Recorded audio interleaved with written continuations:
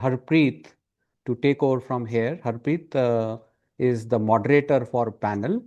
Harpreet basically is one of our members, the organizing team members, but she is also a very senior performance test architect working for a company, Capgemini. She is basically a very seasoned professional with 19 plus of years of experience, very hands-on, extremely community driven, and a very big evangelist in the testing side of things. Welcome, Harpreet, for taking ahead this panel. I would request you to now take it ahead. Over to you. Sure.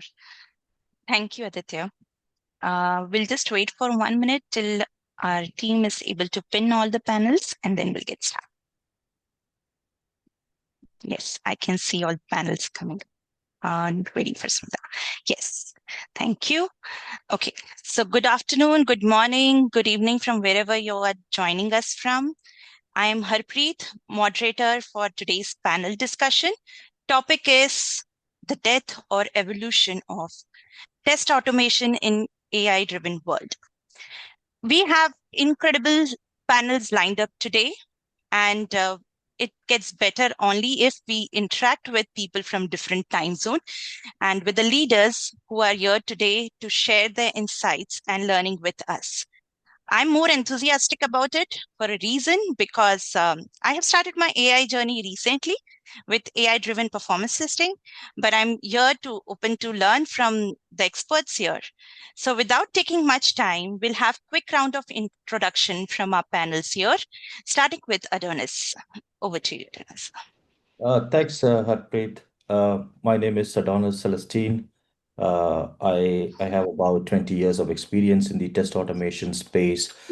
I currently work as the head of automation for a company called Applause. It's a crowd testing company based out of Boston and Berlin. Prior to that, I used to work at Cognizant, heading our European operations in QE for solutions engineering. I'm really happy to meet you all. I live in the Netherlands. Today we had our first snow of the season, so it's quite cold. That's why you see me wearing a sweater and being quite cold here. And very nice to meet you and looking forward to the conversations. Thank you, Adonis. Can I request Anna to go next with the introduction, please? Thanks, Harpreet. It's great to be here. I'm Anna McMillan. I've been in testing and quality engineering for more than 20 years now, which makes me sad whenever I say that. I am currently the head of quality engineering for a services consultancy in the UK called 2i, leading a team of about 400 quality engineering professionals across clients in the UK. Thank you, Anna. Brijesh, can I request you to introduce yourself? Hi, namaste, and welcome everyone to this panel discussion. Thank you so much for inviting me, Harpreet. First of all, congratulations to Agile Testing Alliance for the 10th anniversary of the Global Testing Retreat. I'm happy to be a part of this panel. My name is Brijesh Dev. I am a principal consultant with Infosys. I live here in the Netherlands. I have also experienced some snow later last night, and it's really cold outside. So I have pumped up the temperature inside the house with the heating on. Talking a little more about me, I have been in the industry for a little over 25 years now. Lived through all the buzzwords and now dealing with the blizzard called AI. So let's see how it goes. Sure. Thank you, Brijesh. Can I request Rudolf to share his introduction, please? Yes, of course. Good morning, ladies and gentlemen. So my name is Rudolf. I'm working as an Agile engineering coach in Raiffeisenbank International in Vienna. And same as Brijesh, yeah, we have the first snow today and it is cold outside. Yes, as I said, I'm working as an Agile engineering coach, and here I'm supporting our teams to implement Agile engineering practices which focus on test engineering, like test automation, exploratory testing, and other cool stuff. And additionally, I'm the organizer of the Testbusters community, where we have 4 meetups with around 4,000 members, and I'm organizing 8 times per year the Testbusters conferences, and also applying newcomers in building solid testing skills. Thank you so much for the introduction, Rudolf. Smita, can I request you to go next, please? Yeah, sure. Thank you, Harpreet. Good morning, good afternoon, everyone, from wherever world you are joining from, right? I'm Smita, Senior Technical Project Manager at Persistent Systems. And I'm thrilled to be here to discuss the future of test automation. Talking about me, I have spent over 22 years in the different trenches of IT, spanning entire life cycle from development to quality engineering, support, and then I've seen the struggle of manual testing, then been part of the first wave of rigid automation, and then today, then one of the focus areas I've been told that okay, guide our teams for the strategic integration of AI to boost efficiency. So I'm here not just as a project manager, but also as a professional who, from quality strategic perspective, believe that the core job of the human has shifted in the augmented AI world. So looking forward to exploring more on today's topic. Thank you. Thank you. Thank you, Smita. Warm welcome to all of you. And now I think we'll start with the big question. Is automation really dying, or is it's evolving, getting more smarter than we had imagined? So we'll go round table.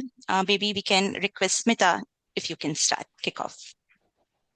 Yeah, Share your sure. thoughts, please.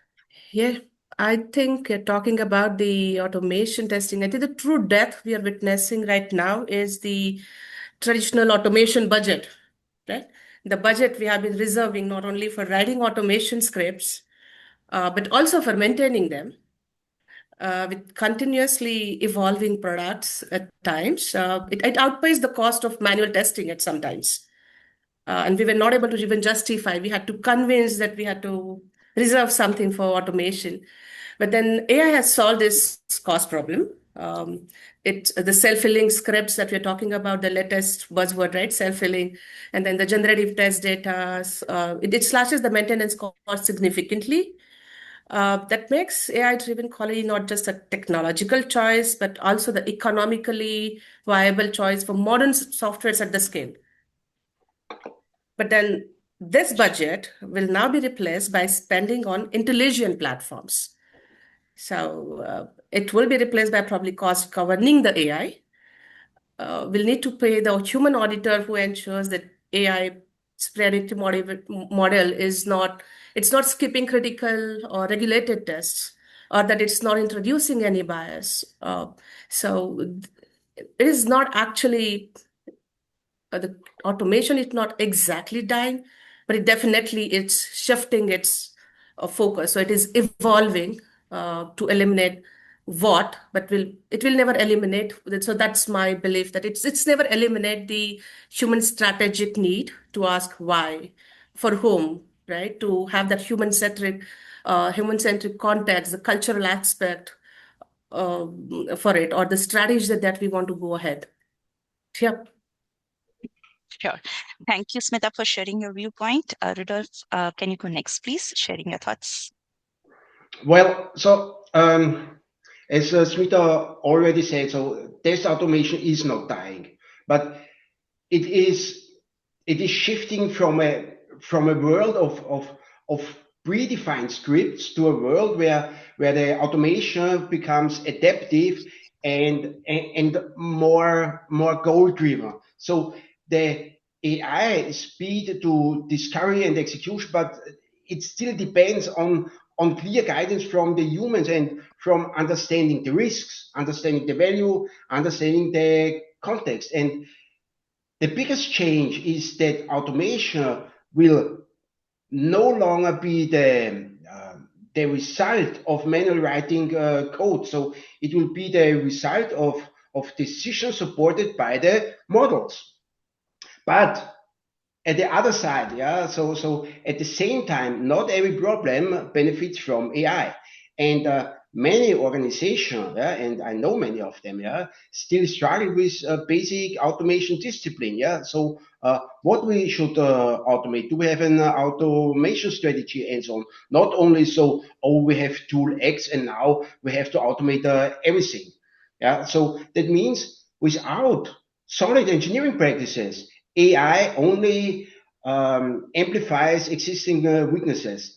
And that means evolution does not replace fundamentals. Thank you, Rudolf, for sharing your thoughts. Anna, can I request you to share your viewpoint on this, please? Thanks, Harpreet. I think Rudolf and Smita have both made very good points. It is an evolution for us. We've seen this before with the hype cycles, with automation itself. That AI is going to become the answer to all things. It won't. It can certainly help, and it will enable us to do things in a different way and do things faster. But it's just another step in the evolution that we've seen across a very fast-paced industry. I agree with Rudolf. It'll be about putting the human wrapper round about it, making sure we're doing things for the right reason, making sure our models are trained on our standards, our context, what's important, our ways of working, to make sure that you're trying to mimic the human element of automation without taking the human out the loop. There is a risk around the bias that we introduce into our models. There is a risk around, letting them run rampant without having that human in the loop. So I think we'll see a greater shift to assurance of the automation and AI that we're putting in place to make sure that we're still getting the same outcomes. And I think you might also see a bit of a challenge with automation because you're no longer going to get a Boolean yes or no. You're going to be making different decisions based on anticipated behaviour rather than a firm outcome. Sure. Thank you, Anna, for sharing your thoughts. Adonis, can we request you to share your thought? Anything to add on or contradictory? Yeah, sure. I think wonderful points have been made by the panel. I also agree that the budgets are really shrinking, not only for automation, but for the entire testing as such. But I also see this as an evolution. We had this threat before. This is not the first time we testers are subject to this threat. I think when low-code tools came into picture, also with automation, everyone said that everyone can automate without any scripting knowledge, without any testing knowledge, with business analysts can do it. I think there is a similar promise and hype that we are seeing with AI. I think we need to wait for this hype to die down, and then the actual evolution would happen. Thank you, Adonis, for sharing. Brijesh, can we request you to share the thoughts on the big question that we're discussing? Sure. Some wonderful responses there from my co-panelists. However, I'm going to divert a little and offer a different perspective. In my opinion, I am actually leaning a bit towards the death argument here. The word death seems to be a little harsh. I would say fading away. But let me try and walk you through as to why I am leaning more on that side of the argument.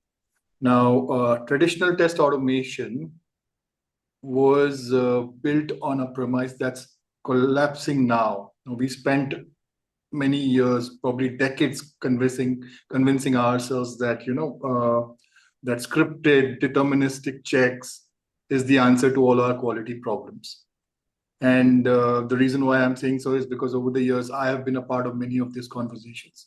We've built our careers based on building frameworks, page object models, and maintainability patterns, right? So we've told ourselves that this was the actual future. But when AI came in, it didn't need any of that. Why would somebody write thousands lines of Selenium code when an AI agent can actually do it? If you just give it the context and it can identify anomalies, it can understand your application, explore through it, and give you the scripts on its own. You don't need to spend a lot of time. So we are, we've also seen the evaporation of an automation engineer role. We are watching it slowly happening. The role of an automation engineer go away. So that's why I am leaning more towards the data argument here, diverging a little bit from my co-panelists. But yeah, that's what I think. Sure. Thank you, Brijesh. Yeah, Adonis, you can add. No, maybe a quick counter to what Brijesh said, right? So I agree, like the traditional Oracle-based automation would die, but it doesn't mean that if you are using AI, we still have to use Selenium or Playwright to write scripts in a conventional way. Or automation or testing itself could be model-based, could be based on LLMs, very smart enough to judge what is happening with the application and instinctively generate scripts. I know it sounds a lot like fairy tales, but testing industry always plays a catch-up game. So once we have this proper LLMs developed for coding and development, of course, the testing industry will catch up and come up with their LLMs of how do we test it. So from that perspective, I see AI and automation as a way of testing itself and not necessarily writing code. Yeah. Thank you, Adonis. Picking up from what has been discussed recently. So enterprise today understand the potential of AI, but still, if we look at the pilot versus the scale, there is a gap. So 15% is something the current things which are scaled after beyond pilots. So understanding why it's happening, and maybe you all can share insight and your perspective, reason for it, and how do we see things in future? What is going to be the future trend? Can I request any of the panels to take a lead on that and start first? Okay, Smita, over to you, please. Okay. I think, AI is inevitable, but then, right, the challenge that we are facing in the current industry, right, we are looking at it as AI is a solution to everything. I think some of my colleagues here panelists, they talked about it. So everyone wants to use AI, but no one is ready to take the responsibility of its failure, right? And that is what we are saying, that, okay, there are gaps, but then there is no replacement for human being. So definitely the skills will change. I think we'll talk more about in detail in the upcoming session, but then our job is changed. But instead of, we will have to see what skills we are putting in, what role we are playing in. The organizations, they have to see whether our objective from the automation is clear enough. What do we want to achieve?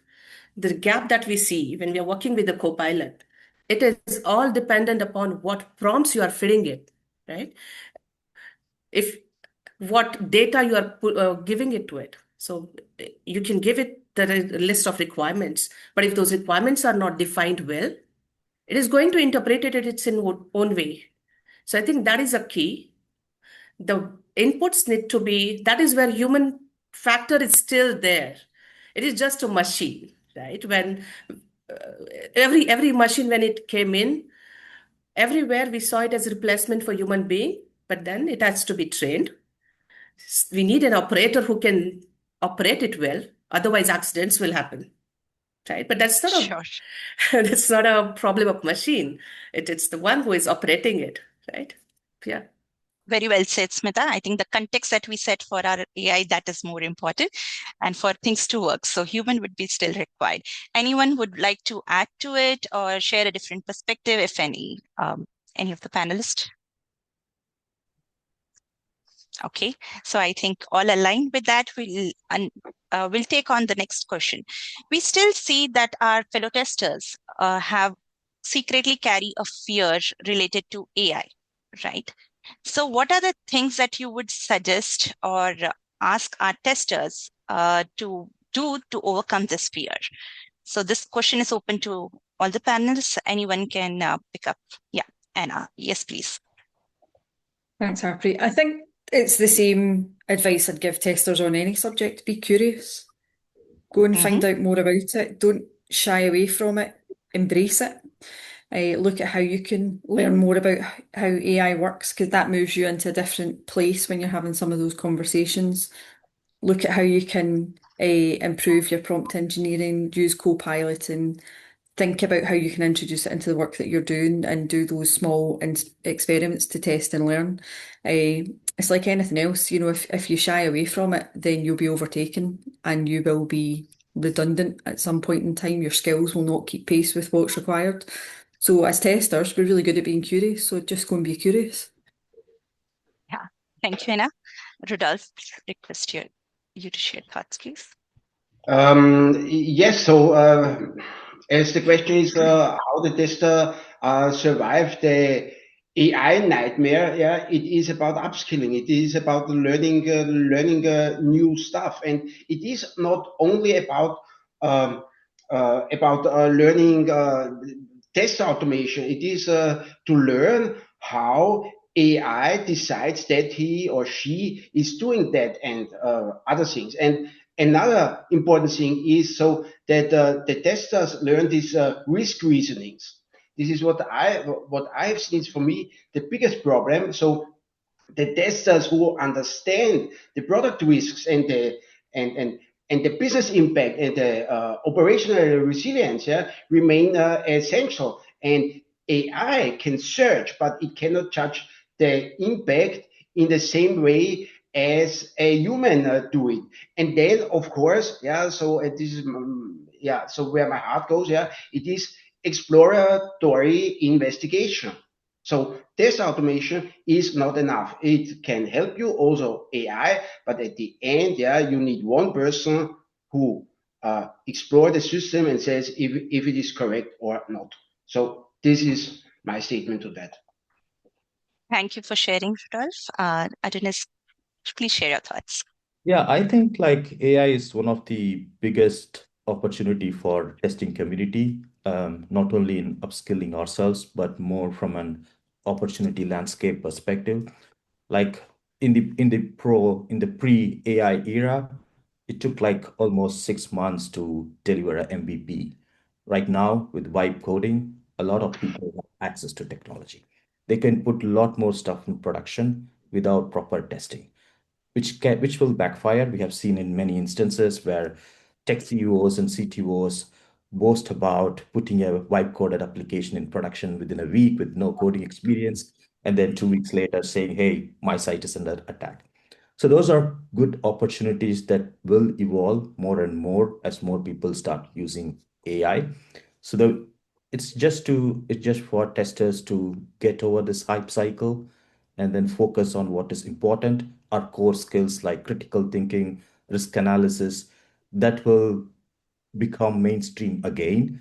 If we stick to our basics, I think we will get through this, and there's a lot more opportunity coming our way.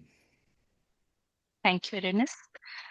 Yeah, Smita, I request you to please share. Yeah, just on top of what Adonai just said, right? It is an opportunity. We need to look at it as an opportunity. Yes. You are domain experts, right? That's a key.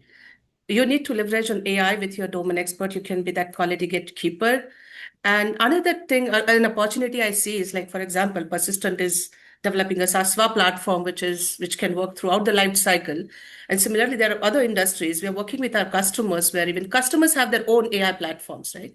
We need quality engineers they have the ability to evaluate these new AI tools, right? Demonstrate its ROI, and then articulate what is the clear quality strategy. That is the fundamentals. I think we all talking about that. The fundamentals are still there. We will have to rely on fundamentals. So we'll have to have the defined that quality strategy that leverages AI and then for the efficiency, and then while retaining that human oversight for quality. Great. Thank you for sharing insights. I think picking up from what our panelists just shared, what do you think with the predictive automation, test automations that we are doing, the exploratory testing that we are doing, is it going to become less important or more important? Any thoughts? I'll take that up. Sure. Okay, leaning in on a little more from the previous response that my co-panelists gave. Now, testing as such has always been exploratory by nature. Okay, when we talk about traditional test automation, we have relied a lot on checking the output, okay, which has been the standard line that we've all taken up over the years. But when it comes to exploration, it has always been the basis for any of the testing that you do. So whether you look at an AI system, whether you're testing an AI system or testing with AI, exploration will always be the foundation. So when you talk about exploratory testing, and if you're making it explicit, saying, okay, there is a category of testing called as exploratory, I would like to remind everyone that all testing is anyways going to be exploratory by nature. Okay, you have to bring in your curiosity, you have to bring in your thought process, you have to bring in your judgment calls. You can't let an AI system dictate all of this to you. You can't let an AI system tell you that, okay, I have taken this decision. If you rely on AI's decision, it's like handing over, the steering wheel of your car to an AI and asking it to drive. I mean, I know people will argue saying, okay, look at the self-driving cars, okay, the self-driving taxis, but that's just one use case, okay? And there are many arguments I can make. I can just go on, okay? But the point that I'm trying to make here is that exploration is the basis. And just adding on a little more to the previous response, people spoke a lot about fear and coming out of it. I think a lot of it relies on the organizations to draw the line and say, okay, this is where we are going to use AI, and this is the part which humans are going to be controlling. Okay, if you're going to mix both of them, then it's going to be disastrous for you. That's what I wanted to say. Sure. Thank you for sharing your perspective, Brijesh. Rudolf, can you share your thoughts, please? Yes, so I do not agree to everything what Brijesh is saying, because not every sort of testing is exploratory, is exploration and so on. Yeah, so automated test is not exploratory testing. Yeah, and for me, of course, scripted tested, where you have predefined test cases, where you have the step-by-step definition what you have to do, has also a value, and but only for regression things where you know what you can expect. Of course, where you do not use what you expect, then exploratory testing is the best approach. And of course, both of them, yeah, together are a solid test strategy. But again, so not everyone. So and I have seen a lot of teams and supported some companies. Yeah, they have only scripted. Testing. Yeah. Open the browser, go to this, click to this, then the button is green. Yes, awesome. Yeah, this is not enough. A combination of two must be, and this supported with AI. Awesome. Thank you, Rudolf. And I think with that, we'll just take a few questions from the audience also. Raju, if you can unmute yourself and talk about the question that you have for Brijesh, since you have specifically highlighted this question needs to be routed.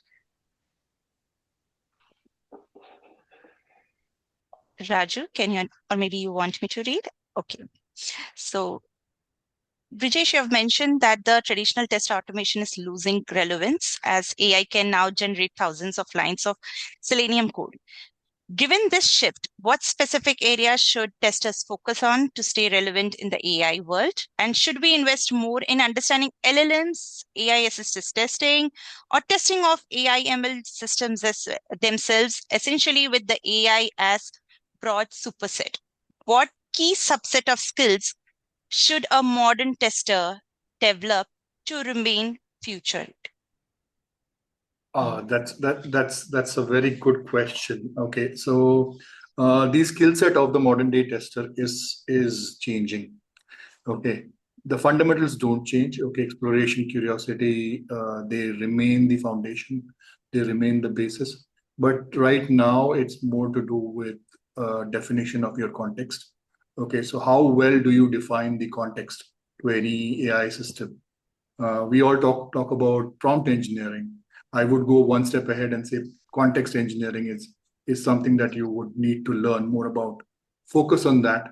Try to provide appropriate context to the LLMs. You've seen how LLMs can misbehave if you don't give the right context. So if you are thinking about building your automation skills as such, I mean, again, the core principles of automation, the design patterns and things like that, they still remain as in place, because right now the whole focus is going to shift.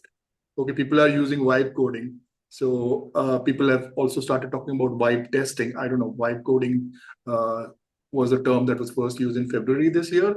And then people Yes. followed suit. As somebody mentioned, one of my co-panelists mentioned that testers do a thing of catch up. So we caught up and we said, okay, we will also have vibe testing as one of the terminologies that will go. So people are thinking about vibe testing. In that context, what it means is that you will let AI write some code for you. You will give a prompt, you'll give a context, you will let AI write that prompt for you. But who will decide if that output fits your context and solves the exact problem that you are dealing with? So for that, you need to be an expert in coding in that particular language, whatever you're doing. So the knowledge of architecture doesn't go away from you. The knowledge of code doesn't go away from you. You need to strengthen all of that. Plus, you've got to be an expert in whatever Brian explained in the previous keynote that he did.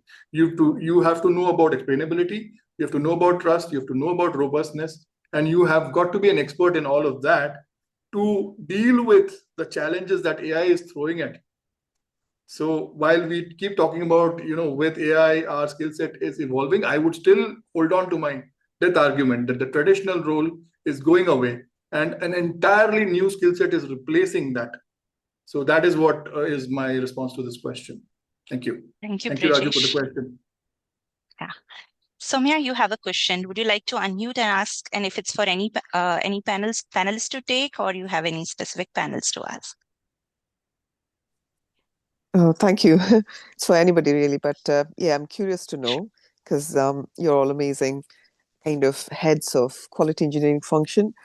What do you think it's like to estimate how much money it's going to cost and everything that AI throws out of the window in terms of predictability?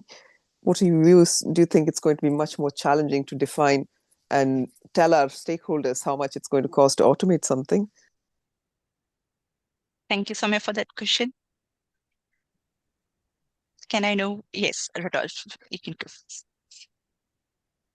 So, to be honest, I cannot give you a number. I cannot say 100 million. Yeah, it is a lot of money. Yeah, it is a lot of money. What we need, what will be burned. Yeah, and but there is so it comes back in some use cases. It comes back if you see now how long you need to automate all the tests. Yeah, so this is only a tenth of what you have normally as an effort. And from my perspective, you cannot say the numbers, but you can say, so if I do not use it, then I will die, no matter what is the number or so on.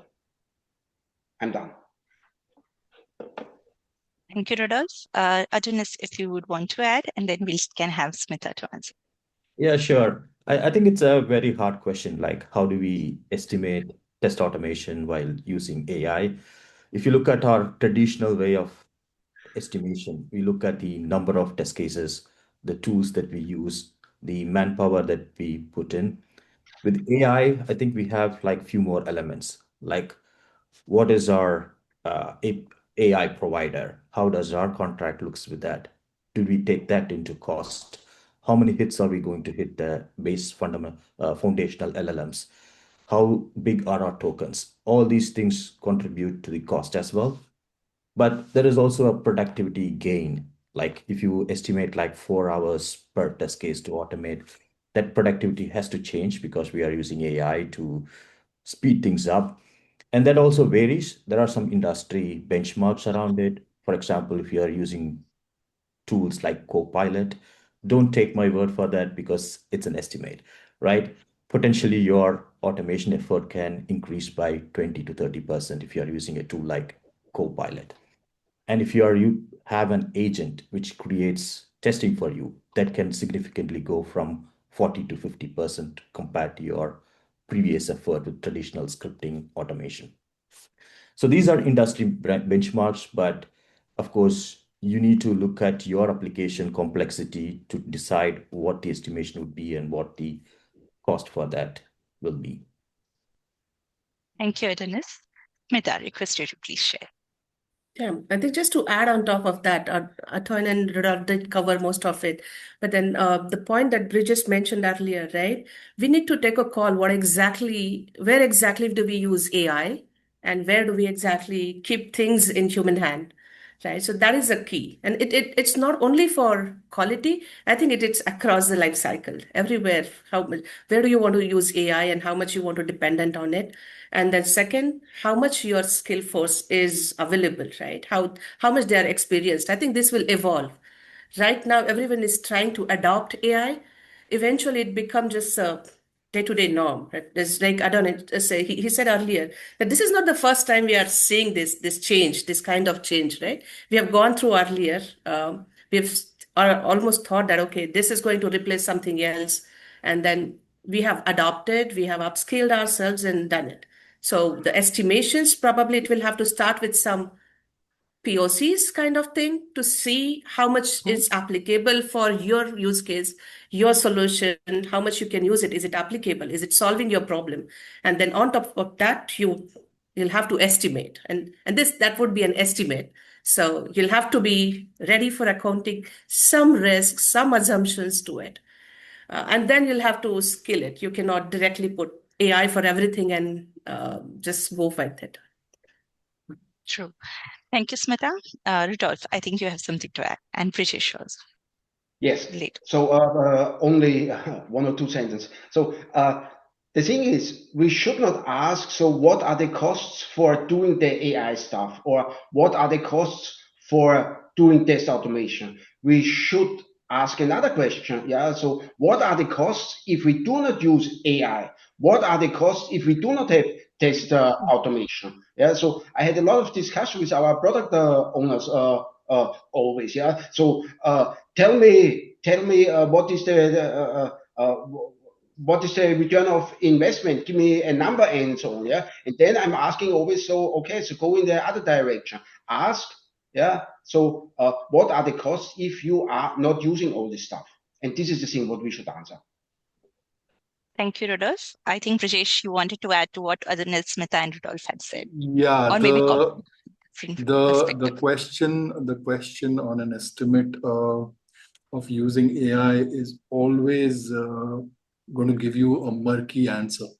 Okay, nobody is able to give you the right answer because there is a hidden cost that organizations, that companies never speak about. And that is how much energy is getting consumed behind putting up these AI systems. Okay, you see that every time a new version of an LLM comes out, you see, okay, this has beaten this benchmark, that benchmark, and this is going to be the productivity gain because of this. They put out some numbers. Okay, but when it comes to estimating the cost, who will talk about the cost of how much energy is getting consumed? Now, I'm saying this from being a sustainability advocate.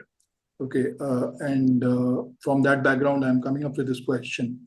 And I want to ask these companies, okay, can you give us not the estimate, but the actual figures on how much energy is getting consumed? Okay, so you know that water is getting consumed, gallons and gallons of water is getting consumed when you build up these AI systems. How much is it? Who pays for it? What is the cost? Okay, you talk about productivity gains, absolutely fantastic. You talk about changing the world, you talk about the output side of things, but from the input perspective, who's going to ask those questions?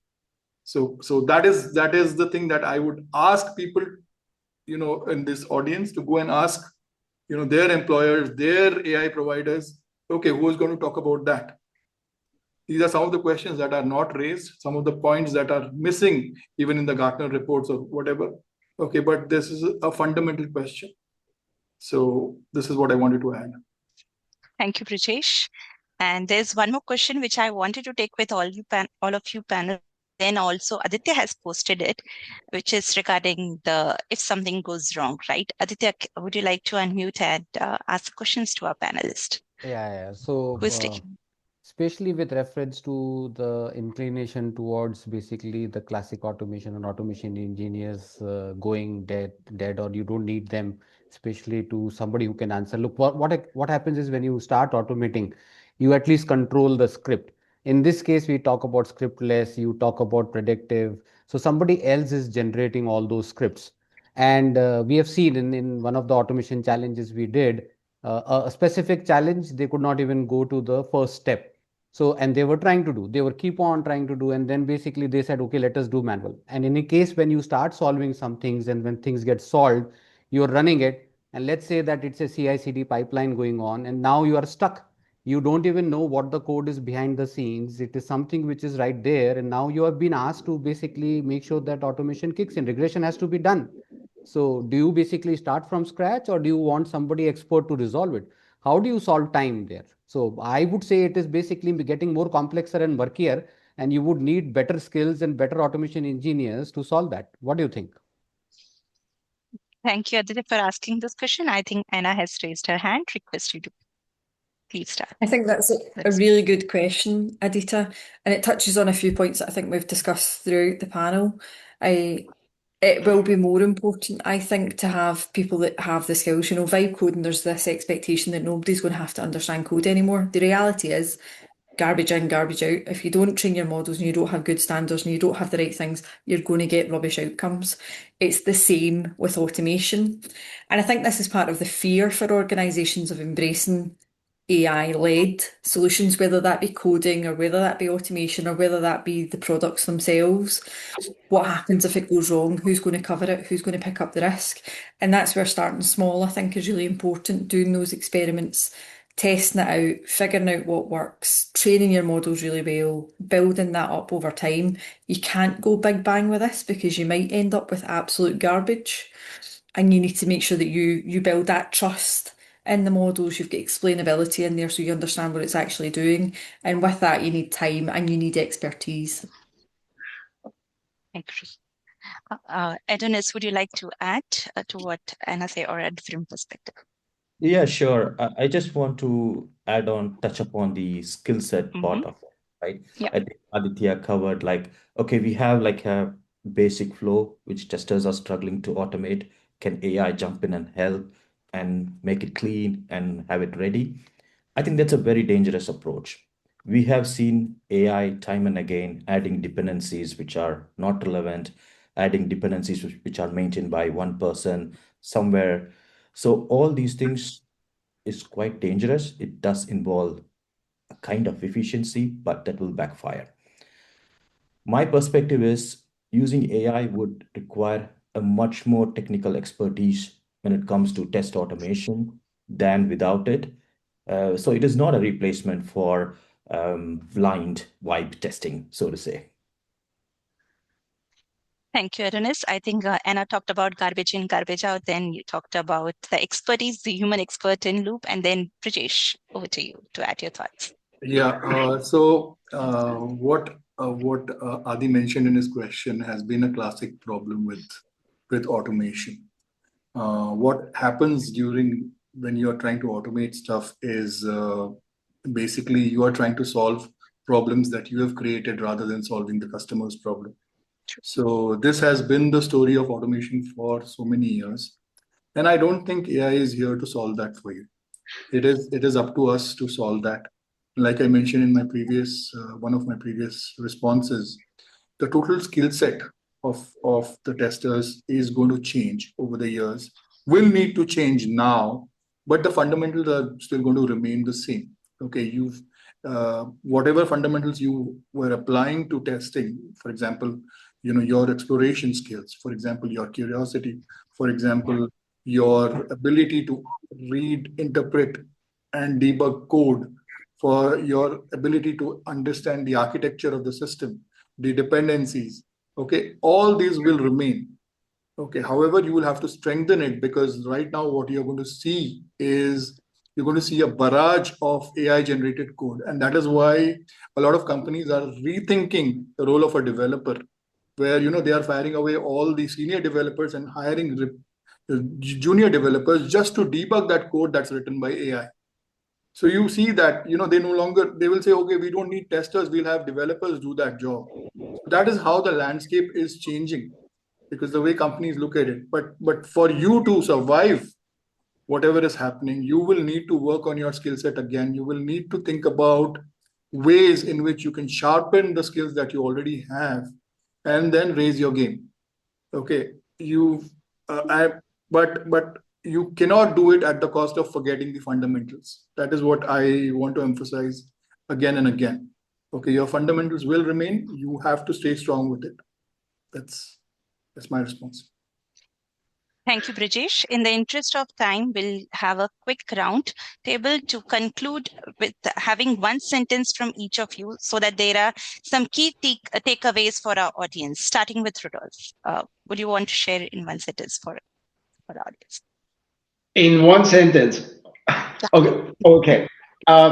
AI will not kill the automating testing stuff. It will expose the difference between teams that only automate and teams that truly understand quality. Thank you, Rudolf. Smita, would you like to share some learnings for our audience?